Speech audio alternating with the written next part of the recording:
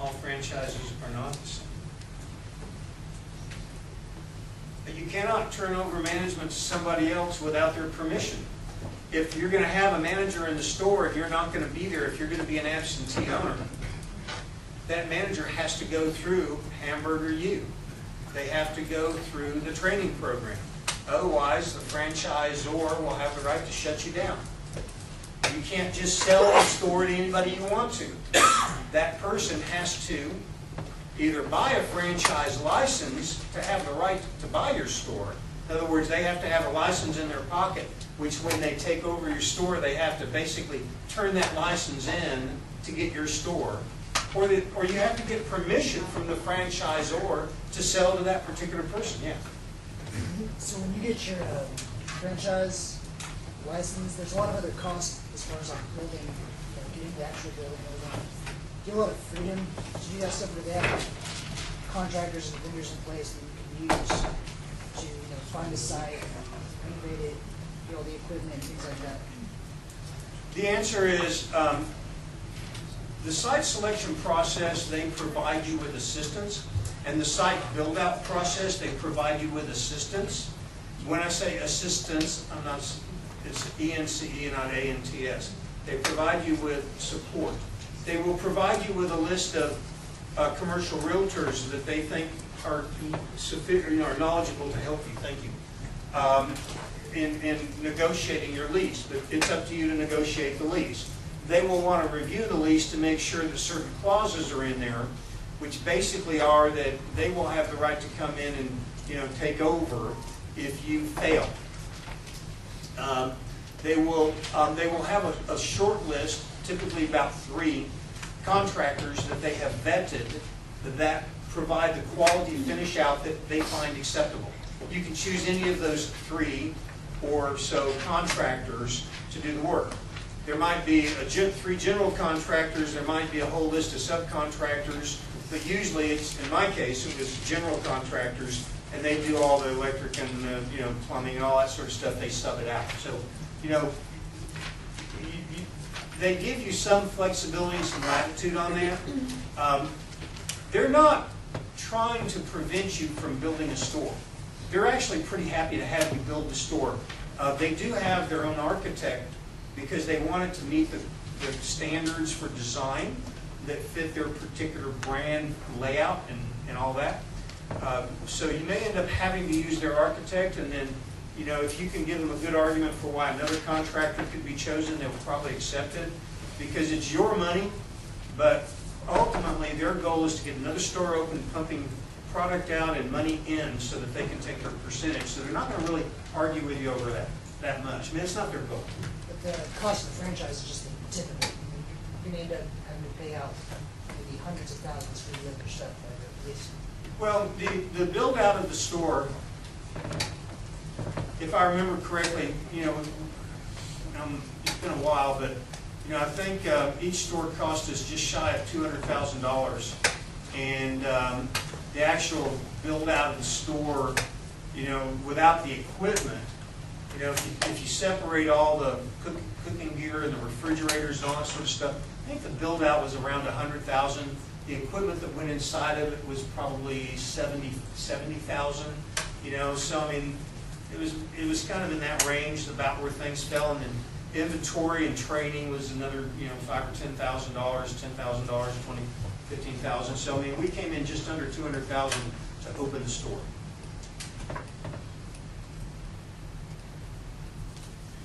All right. What I dealt with was a franchise disclosure document. What you now would deal with is the Uniform Offering Circular, Franchise Offering Circular. The objective is to give you as much information as you need to make a decision as to whether or not the franchisor is somebody that you want to do business with. And among other things will be a list of current franchisees and disgruntled franchisees. And I was actually in the disgruntled franchisee list for about 5 years. I received about maybe 5 calls total in those 5 years. Now I know they sold hundreds of franchises, but I was listed as a former store owner for about 5 years in their uniform offering circular. And I only got 5 phone calls. Not a whole lot of people were doing their due diligence calling, because I gave them an earful if they called me. Hopefully all 5 people went to some other franchise. But, you know, I don't know what they did. I never followed up on it. But that's one of the main purposes of the franchise offering circular, is to give you an opportunity to call former franchisees and ask them, why are you a former franchisee? So the right way to buy a franchise: evaluate yourself. Make sure that you are, in fact, the right kind of person for that kind of franchise. Research the market. Make sure that there isn't something else out there that might be better. Read the franchise document. Talk to not only existing, but find the former franchisees and find out why they're former. You know, talk to the existing franchisees and find out, were they original franchisees or were they second tier? Did they come in and buy them from the original franchisee?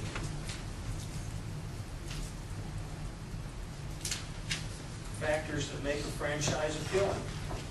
Uniqueness of concept. Is it profitable? Let me tell you, if you're thinking about buying a franchise that isn't generating at least $100,000 a year in revenue, excuse me, $1 million, wrong number, one more zero. If it's not generating at least $1 million a year in revenue, it's not making enough money for you. You got to make at least $1 million a year in revenue by the time everything else is taken out. If you want to do anything other than have a place to work, if you want anything other than a store-bought job, it's got to make $1 million or more per year, or it's not worth doing. But most people who are really successful have like 10 or 20. Well, yeah, but they usually start with 1 or 2. So, I mean, you know, if the first one isn't making $1 million a year, you'll never get to 10 or 20. So, you know, don't choose something to start with that's not making $1 million. And if you don't have enough money to buy a franchise that'll launch you at $1 million a year or more, take your $25,000 and go down and build a burger joint. Make the best darn burgers in 5 miles. You know, it's not that hard. People do that all the time, and then it becomes Five Guys burgers, and they're all over the United States. Do it from the ground up and bootstrap it. Don't go buy a franchise. If you don't have enough money to buy one that's going to generate $1 million, go buy, just put your money in your own thing. Figure it out along the way. Franchisors that should be run from at high speeds. Anybody that says, oh, it's all standard, don't worry about it, you don't need to read it.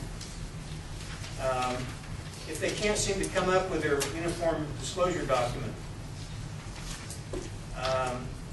if they don't have any prototypes, sort of like Jeff Foxworthy, you know you're a bad franchisor when there's a lot of litigation.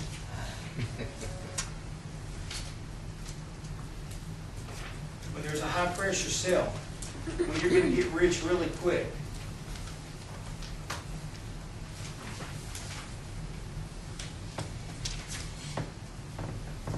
So have I made everybody want to go out and become a franchisee now?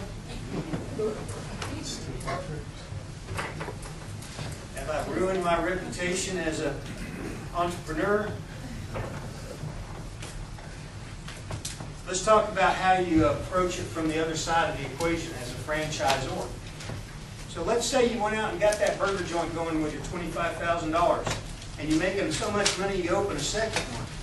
And then you get your third one going and you realize you're running yourself ragged and you need to do something, but people are buying your burgers like crazy and you can't open anymore, and you think, I could franchise this.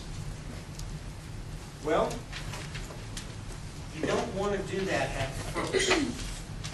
To be a franchisor is a huge financial investment. Minimum $50,000, And that's probably just if you want to be a franchisor in the state of Texas. If you want to be a franchisor on a national basis, you're probably looking at something closer to $500,000. Because as a franchisor, you have to register your uniform offering circular in every state in which you want to sell, which means you have to meet the legal requirements of a licensed franchisor in every state, which you're probably looking at $15,000 to $20,000 per state to do that with attorney's fees and filing fees. Now, the only difference between being a licensor and a franchisor is whether or not you negotiate a license individually, or whether you have a standard document to which everybody must comply. So, you can be a franchisor if you don't call yourself a franchisor and you call yourself a licensor and you license a limited number. Now, if you're going to try to license about 50 of them a year, you're not going to get away with it. But if if you're just starting out and you've gotten your burger joint to 3 burger joints and you're running yourself ragged and you want to open a 4th burger joint and somebody comes and says, "Man, these things are sure tasty. Could I open one of these?" And you say, "Yes, you could for $10,000. I'll show you how to do it." Okay, that's the point in time when you license the concept to somebody. So don't call it a franchise. By the way, again, it's just going to be terribly expensive for you. Get yourself a really good contract attorney for somewhere in the neighborhood of $5,000. That contract attorney should be able to generate a license that is effectively a franchise agreement covering all the same things of protecting you that a franchise document would, except it's not a franchise document. It's a license. Because all you're doing is licensing your intellectual property to an individual for a point in time, for a period of time, for royalty, and that's okay. And you can do that a 2nd time, and a 3rd time, and a 4th time, and a 5th, and a 10th, and a 15th time. But the difference is, when you start doing it on a regular basis, and you have a person whose job it is to go find licensees, and you're now advertising for people to buy your license, when you start getting to the point where you're actually going at that as a business model, then you probably have enough of them open to where you have a platform that'll support the franchise cost. That's how you get to be a franchisor. Don't just go jump at it. Build it up, and does that make sense? That's really easy. The big difference is, do you individually negotiate the document, or do you have a standard document to which people must comply? If you individually negotiate the document, then you're not a franchisor. Now, legal opinions are not dispensed here. You do need to consult with your attorney before you rely upon that. But I can tell you that, that's the way it will work. That concludes our franchise discussion.